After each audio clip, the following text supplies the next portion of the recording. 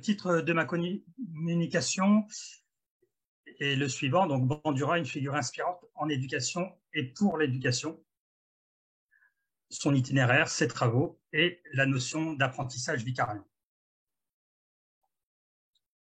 Donc, voilà pour le titre général. Donc, en introduction, je vais évoquer plusieurs éléments qui me semblent intimement liés. Le premier élément porte sur la notion de figure inspirante pour l'éducation et en éducation. Ensuite, j'aborderai dans la même partie l'itinéraire de Bandura, ainsi qu'une partie de ses travaux, mais essentiellement ceux portant sur la notion, comme je l'ai dit dans le titre, d'apprentissage vicarien. Ces notions donc sont intimement liées, puisque l'explicitation de la notion de figure inspirante pour l'éducation permet de s'appuyer sur celle-ci afin de répondre à la question suivante: en quoi l'itinéraire de Bandura ainsi que ses travaux font de lui une figure inspirante pour l'éducation? Afin de traiter cette question, je reviendrai par la suite sur une des notions centrales développées dans les travaux de Bandura qui correspond à l'apprentissage vicarien. En termes de définition de cette notion déjà, que je peux évoquer, j'ai emprunté celle de Philippe Carré de 2004, que je mets à l'écran. Pour Bandura, le modelage ou apprentissage vicariant est un effet de l'observation, mais se distingue radicalement d'un simple mimétisme. On entend par modelage tout un travail d'observation active par lequel, en extrayant les règles sous-jacentes au style de comportement observé, les gens construisent par eux-mêmes des modalités comportementales proches de celles qu'a manifestées le modèle et les dépassent en générant de nouvelles compétences et de nouveaux comportements bien au-delà de ceux qui ont été observés. Donc voilà pour la définition de la notion d'apprentissage vicariant, mais je reviendrai par la suite pour montrer le lien entre cette notion et les travaux de Bandura en matière d'éducation. Donc de plus, cette communication, donc je montre le plan, hein, je vais y venir. De plus, cette communication s'appuie sur une recherche qui est encore à un stade exploratoire. Le but est de présenter un cadre théorique et des hypothèses afin de penser dans quelle mesure l'itinéraire de Bandura et ses travaux font de lui ou non une figure inspirante pour l'éducation et ou en éducation. Je reviendrai sur cette distinction pour et en éducation. Afin d'évoquer l'itinéraire de Bandura et la notion d'apprentissage vicariant, pour laquelle il a été précurseur, je vais tout d'abord, dans la partie suivante, évoquer la notion de figure inspirante pour l'éducation. Ensuite, j'aborderai l'itinéraire de Bandura et ses travaux fortement liés à l'éducation, comme je l'ai dit tout à l'heure, et à une conception large de celle-ci, à une conception large de l'éducation. Enfin, je terminerai par une petite conclusion. Donc, tout d'abord, j'en viens à la distinction des notions de figure inspirante pour l'éducation et de la notion de figure inspirante en éducation. Donc, il s'agit de savoir ce qu'est une figure inspirante pour l'éducation. Autrement dit, il s'agit de savoir dans quelle mesure une figure est inspirante pour l'éducation afin d'indiquer si Bandura correspond à celle-ci. Tout d'abord, afin d'éclairer cette notion, de figure inspirante pour l'éducation, il semble pertinent de distinguer figure inspirante pour l'éducation et en éducation. En effet, une figure inspirante pour l'éducation indiquerait que la figure inspirante s'inscrit dans une finalité qui est l'éducation. En ce sens, nous dirions qu'une figure inspirante pour l'éducation est au service de l'éducation. Alors, j'ai mis à l'écran les trois sens du mot éducation, j'y reviendrai plus tard. Selon Rebou, d'ailleurs, je vais l'évoquer tout de suite. Selon Rebou, en 2010, les différentes acceptions au sens de la notion d'éducation, qui est elle-même abordée sous l'angle du vocable éduquer. Éduquer, hein, c'est l'étymologie du terme éducation qui indique qu'il vient du latin educare et educationem, traduit par le mot donc éduquer, selon le dictionnaire Littré. Donc, les trois sens du terme éducation, de la notion d'éducation, sont les suivantes que j'ai mis à l'écran: élever, enseigner et informer. Et j'ai aussi une citation qui évoque ces trois sens du concept d'éducation que j'ai trouvé intéressant de mentionner. Si bien que, alors c'est une citation de Rebout, si bien que même si l'on apprend la même chose dans les trois cas, donc élever, enseigner, former, on ne l'apprend pas du tout de la même façon. Par exemple, une langue étrangère. Dans la famille, elle s'apprend spontanément et globalement par la conversation. À l'école, elle est enseignée avec un programme, des méthodes et des techniques.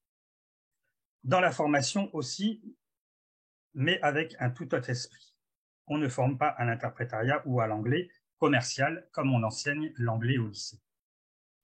Un maître qui apprend à traduire le mieux possible, le plus vite possible, fait de la formation professionnelle. Un maître qui montre qu'il y a plusieurs traductions possibles et prend tout le temps qu'il faut pour trouver la meilleure, sans parfois y parvenir, enseigne. Donc on voit déjà cette distinction entre les trois sens qui sont des sens exclusifs, donc qui se différencient les uns des autres par rapport à la notion d'éducation. Il semble donc pertinent de saisir l'éducation à partir de ce triptyque terminologique: élever, enseigner, former. Mais ce qui permet de lui conférer un sens unifié, c'est le concept d'apprendre. En effet, dans les trois sens que nous venons de mentionner, la finalité visée est toujours celle d'apprendre. D'une certaine manière, nous reviendrons par la suite sur ce concept d'apprendre en évoquant la notion d'apprentissage vicarien, développée dans les travaux de Bandura.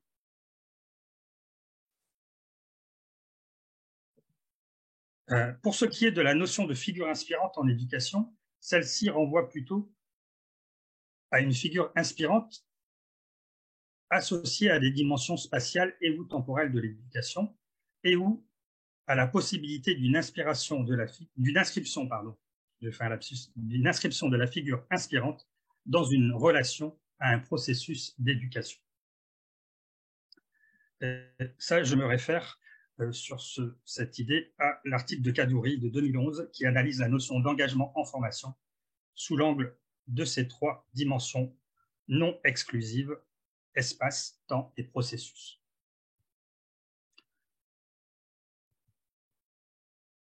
Alors, pour ce qui est de la notion de figure inspirante en éducation, celle-ci renvoie, donc, comme je l'ai dit, à une figure inspirante articulée à des dimensions spatiales et ou temporales de l'éducation. Dans cette communication, j'ai choisi de prendre en compte la formulation de figure inspirante pour l'éducation, dès lors que je m'appuie sur les travaux de Bandura, mais il semble que la notion de figure inspirante en éducation semble également opérante chez Bandura du point de vue de la prise en compte de son itinéraire. Donc, je vais passer à ma deuxième partie sur l'itinéraire de Bandura et ses travaux fortement liés à l'éducation, et donc avec une première sous-partie qui évoque l'itinéraire de Bandura. Donc, dans cette partie, je vais m'intéresser à des éléments biographiques de Bandura, issus d'un milieu modeste et de parents immigrés. Cela afin de saisir dans quelle mesure l'itinéraire de Bandura et son ascension sociale correspondent à des dimensions qui font de lui une figure inspirante en éducation et pour l'éducation. Albert Bandura est né dans un petit village au nord de l'Alberta, au Canada, en 1925. Il est décédé il y a peu de temps, il y a 1 an et demi, en juillet 2021, à l'âge de 95 ans. Il est un enfant d'immigrés. Son père est venu de Pologne.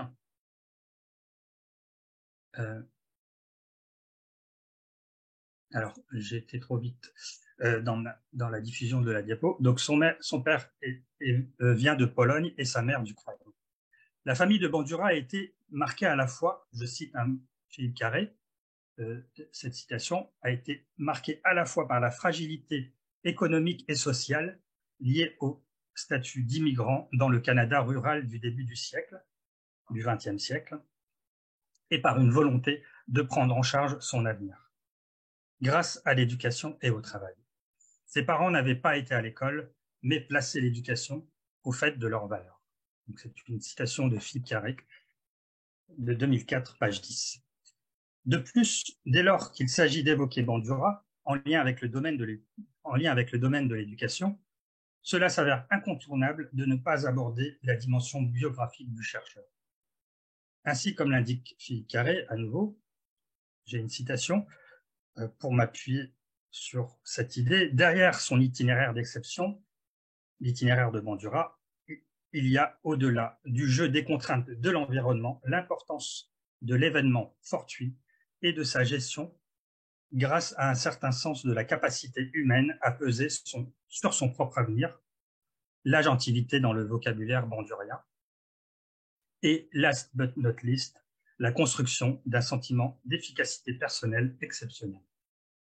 En somme, comme c'est souvent le cas en sciences sociales, il y a dans la biographie de Bandura l'homme de nombreuses clés de l'édifice théorique construit par Bandura, le psychologue, ici sous le nom de théorie socio-cognitive.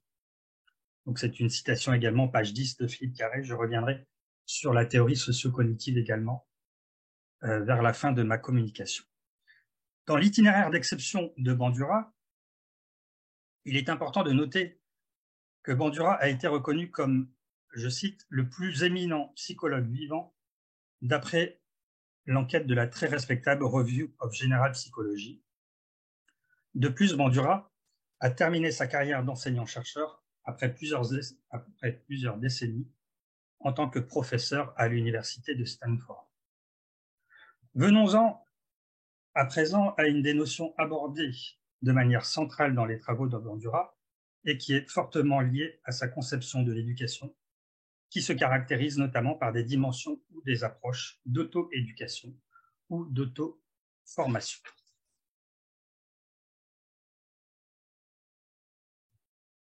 Et donc, j'en viens à la notion à proprement parler d'apprentissage vicariant fortement lié à une conception de l'éducation.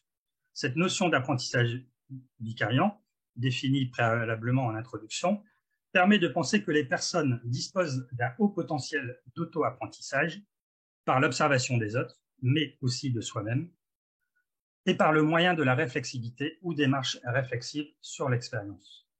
Dans mes travaux de recherche doctorale, j'ai défini la notion de réflexivité mobilisée par Bandura de la manière suivante.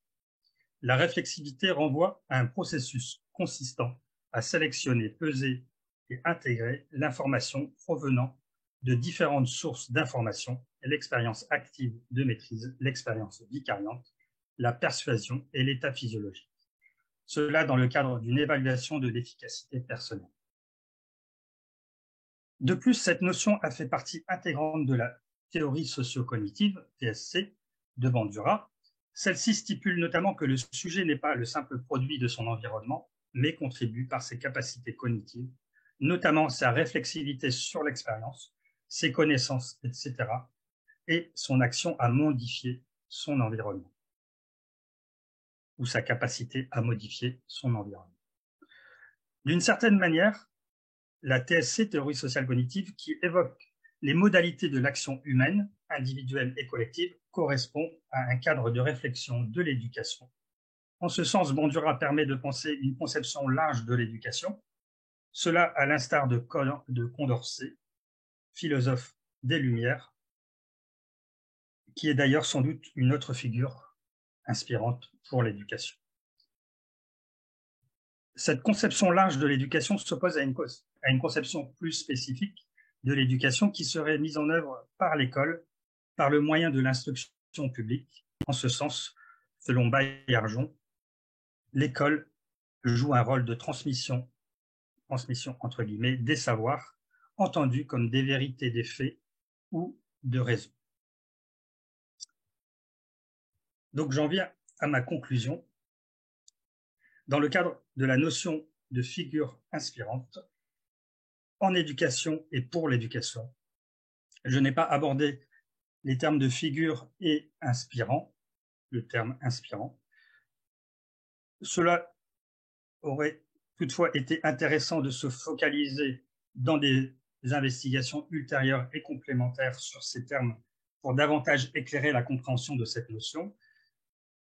Nous avons tenté de le démontrer, de même nous avons tenté de le démontrer dans cette communication consacrée à la figure de Bandura. Il semble que ce chercheur en psychologie positive et en psychologie sociale, selon Philippe Carré, a été un précurseur dans le développement de notions liées à l'éducation, telles que celle de l'apprentissage vicariant. Voilà, je vous remercie et j'ai quelques références bibliographiques à vous montrer, sur lesquelles je me suis appuyé. Donc, Baillargeon en 2011, qui réfléchit à la notion d'éducation. Bandura avec son ouvrage publié en 2007, mais dans la première version originale en 1997, qui présente le concept de sentiment d'efficacité personnelle, mais la notion d'apprentissage vicariant que j'ai présenté aujourd'hui est liée au sentiment d'efficacité personnelle dans la mesure où c'est une des sources de construction de ce sentiment d'efficacité personnelle. Ensuite, l'article de Philippe Carré, hein, qui présente notamment l'itinéraire de Bandura et qui fait un peu un état de la littérature sur les travaux de Bandura dans la revue Savoir en 2004, et l'article de Kaddouri qui distingue trois dimensions de l'apprenant en formation et de l'engagement en formation, et que j'ai voulu évoquer en lien avec une réflexion sur la figure inspirante en éducation et pour l'éducation. Voilà, je vous remercie.